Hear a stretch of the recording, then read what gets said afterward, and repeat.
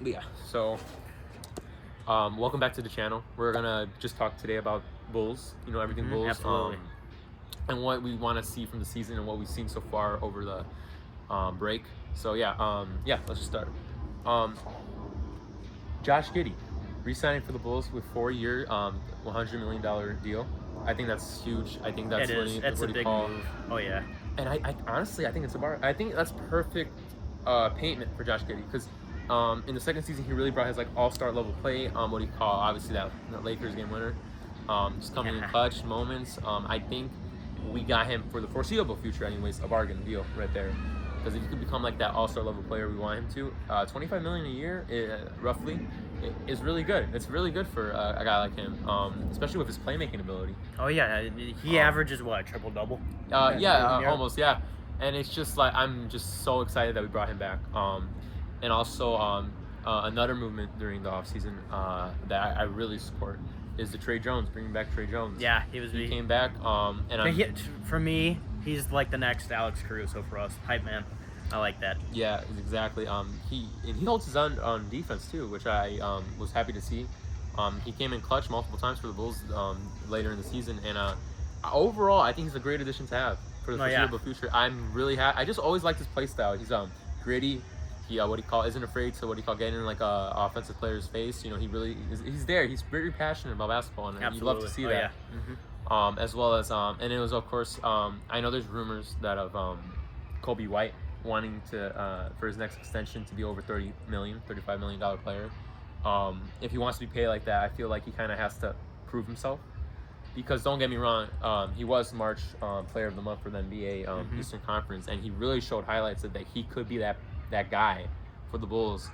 He's been getting better and better. That's all you really wanted out of him. Yeah, and I remember this guy was coming off the bench during the Levine and DeMar era for a bit and not getting much playing time. He was struggling with injuries.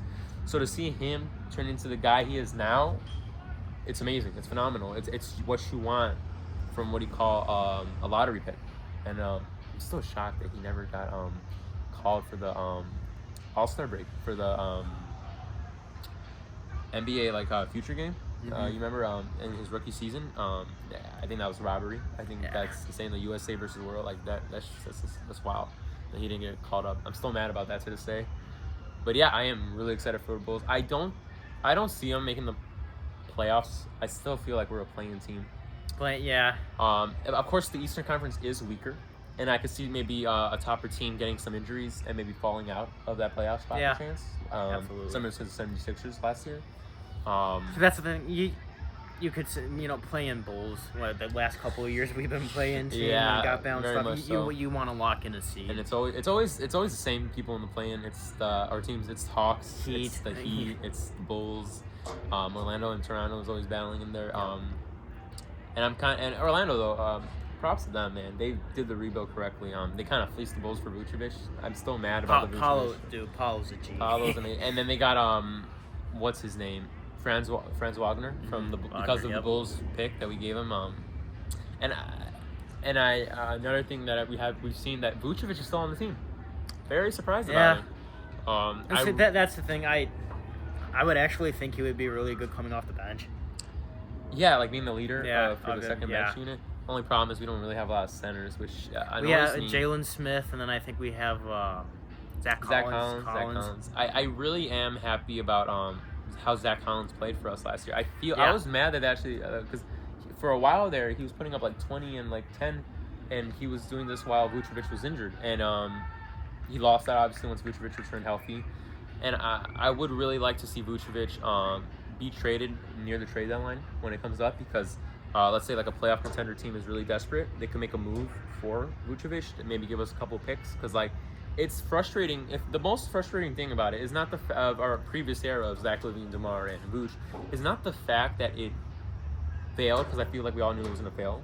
And it's not the fact that we were once the first team. I mean, that's things, but it's the fact above all that we didn't get much for anybody. We got second round picks for DeMar, Zach LaVine. We didn't get a first round pick for.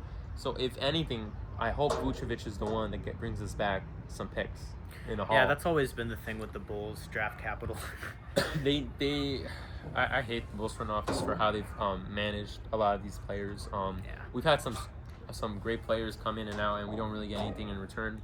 That's the value. Yeah, and here's my thing. This year, I don't have any expectations. Just I really do think this will be a huge developmental year, especially for Matas. Matas, yes. I feel like this is the year, not to expect much, but just to see how our young players compete. And also, another thing to keep an eye on is Coby White. He's getting up there now. I mean, he's not old by any means, but he is now like a 25-year-old. He is starting to age out of that young core that the Bulls are wanting. I personally think he's not, like, we should still keep him. I think we should still keep him around. Yeah. He definitely should not be traded for second-round picks, but I hope it doesn't deteriorate. I hope the Bulls don't decide to like move on from him too quickly, because we've seen it multiple times. A player who doesn't fit in Chicago goes off to another team, becomes an all-star, cough, remarketing. And it's just annoying seeing that how we gave him up for nothing. I want to see if he can make an all-star team, Coby. I believe in Coby. It's still I mean, if anything, I just hope defense can be better from Coby White. I say this again and again, especially he reminds me of like Levine, an amazing caliber offensive player, but there's a part of him that like on the defensive end is like a weak point that teams sometimes go after, because they know that he, even though he is a tall guard, and he should use that more often in the mismatches, but it's just a lot of times he just gets just run by through. So it's just. Also Isaac Okoro. I forgot that even happened. I forgot that trade even went through. Then we sent Lonzo to Cleveland. Not a lot of expectations for him. I mean, he seems like a good defensive player, so I'll give him that. And I feel like there's if anything, there's no only room to go up for him, in my opinion. In my view, there's no way he can be worse. I feel like he has all the aspects to be really good to fit in the Bulls, especially with Patrick Williams always being injured in the I forgot P. Will was even on the team. Yeah. I mean, I'm very disappointed. I know multiple times. I know it has to be pointed out that he's dealt with injuries all his career. Yeah. But there's gets to a point where like now, it's just maybe he's just an injury-prone character, which he is, and it's at this point it's just like, do we really? Why did we pay him so much? I still don't understand why we paid him so much. He never proved anything. And the Bulls went in and gave him, I can't remember on the top of my head, but I think like $18 million per year, around that range. It's way too much for a guy who's always sitting out. And that's the thing. He was so young when we drafted him. I think we drafted him for his defense. Yeah. We just saw the raw prowess, because even when he was drafted at number 4 pick, no boards had him going that high. The Bulls saw him as the future Kawhi. They saw his build, they saw how he played, saw his demeanor, and it reminded them of Kawhi Leonard. And they were just like, let's hoop and get there, and not really think about it. And it's led us down this road where it's like, well, maybe he is a second Kawhi Leonard because he's always getting injured, but he's not. He doesn't got that talent of Kawhi.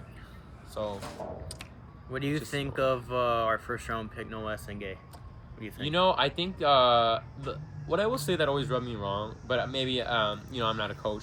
Yeah. Billy has always been a guy who doesn't play the youngsters very, very much. Doesn't give them roles right away. Matas, despite being a lottery pick, spent a good amount of time in the G League. And when he came up, he did play well. He played absolutely. Quite well. So maybe, Billy probably knows what he's doing. But I don't think we should have too many expectations for Noah yet. I feel like we should just let him, because I don't know if he's going to start in the G League. Because if Billy did that with Matas, I feel like he might do that with Noah, because Noah's pretty raw as well. Obviously, poor Noah, he's only known for that dunk, that poster that he was a part of. That was tough, but aside from that, it's like I don't have too much expectations. Keep my expectations low. I hope to see that he does prove me wrong. He does something in the season that, like, really brings everybody to his catches their eye. But as of now, no expectations really. Very raw talent. He could be something soon. He could be something one day. But as of right now, nothing much. If anything, he probably will start in the G League. Billy Donovan will just send him down there. What do you think of Ayo? Ayo, okay. For this season. So, Ayo, he's always been such a feel like underrated player at times. There's a lot of times where the hustle, just the hustle plays and the passion he brings to play for his hometown team. It rubs off on other players. He really starts these runs. His defense, every so often you see those IO blocks and you're like, nice. The block on Kevin Durant when he was in his Phoenix days, still remember that one. And just I know it's been brought to attention that like next season they have a really tough decisions to make. The Bulls, they want to pay both Coby White and Ayo. And when I think of that, I hope they find a way to pay both, because we see all these other teams splurging, and I believe in Ayo, even though he has had injuries. But when he is healthy, he is a really good player. And if we do let him go for nothing, it's going to be such robbery, because I feel like he has potential to be a really good player one day, like a very good solid starter. And just seeing him with these injuries and having to combat them, it's sad. But I feel like he can make something of himself, like really soon, absolutely. And become like a household name. I do believe that he is able to be capable of being a household name. Yeah. So now I got it has me thinking, how are the Bulls going to do for this upcoming season? And like I said, my expectations aren't high at all. You could be optimistic, carefully optimistic. I could see them kind of squeezing their way to a playoff spot, just because the East is so weak at times. You see Celtics falling apart right now. Jason Tatum got injured. Tyrese Halliburton will be out for the season. There's not a lot of talent in the East compared to the West. The West is absolutely stacked. So I could very well see the Bulls maybe being even a 60, because just that I don't think people realize how good of a turnaround we had last season before the All-Star break and after the All-Star break. Yep. We improved drastically in multiple categories. And I don't know, it's just that passion and that like vigor we saw from these players. I kind of feel very hopeful that we have something here in the Bulls. I do think there'll be growing pains, but as the season goes on, I think we'll find somewhat of a footing, and that's what intrigues me really, at this point. So for my prediction, I'm gonna say still playing, because even though I mean, it's just because a couple injuries and the Bulls are really just done. Like honestly, we're number 15 seed. If Coby goes down, and let's say Vooch goes down, or we're kind of done. That's kind of it. Giddey. I am just not ready. We're just a few injuries away, so I'm gonna say, but we're always in the play-in. I feel like this year actually, scratch that. It's not gonna be play-in this year. It's gonna be just no play-in at all. No? I think we're because it just we've seen so long that Billy Donovan has been such a one of the longest tenured coaches, and even with DeMar and Levine and Vooch, seeing them just how they malfunction, and I think Billy's ability to adapt to situations isn't always there, especially during games, because we could be up 10 and we just lose it all in like a second. Yeah. And I'm gonna say we're bad. We're gonna be bad, and I think we missed the plan. A tank bad. I think how it's gonna go is we start out okay. As the season progresses, we get hit with an injury because it's inevitable, and I'll say it's one of our quote unquote big three: Coby White, Josh Giddey, or Vooch. We're gonna want to sell Vooch. We might want to sell Coby as well, because we want to get some at the trade deadline, because we can maybe get a good package from a team that's really desperate to make a last minute move. And from there, we just start tanking, and then we miss the playoffs and we miss the play-in, and then we could find ourselves getting like the 9th pick, because we never get the first 4 picks. And if we do get it, we're gonna get somebody like Patrick Williams apparently. So it's kind of purgatory right now for being a Bulls fan, but it is what it is. Wait and see. That's I'm gonna go in with low expectations, and so it makes it really easy for them to exceed my expectations. Yeah. Because that's all I can ask for right now as a Bulls fan. Yeah. Same here.